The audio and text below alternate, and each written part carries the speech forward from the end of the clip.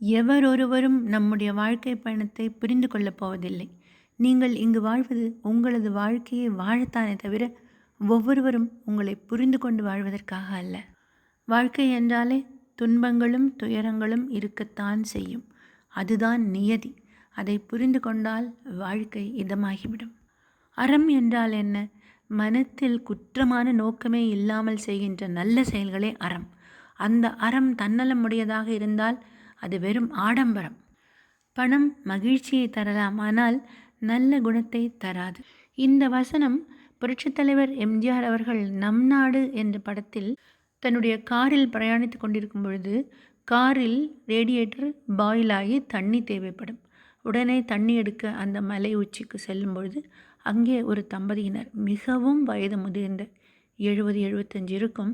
அவர்கள் இருவரும் மிகவும் சந்தோஷமாக ஓடிப்பிடித்து விளையாடி கொண்டிருப்பார்கள்.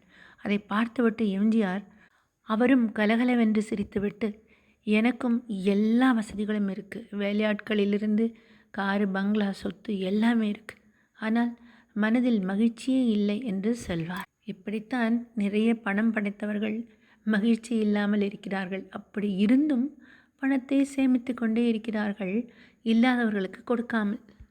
விழுதல் என்பது வேதனை, விழுந்த இடத்தில் மீண்டும் எழுதல் சாதனை.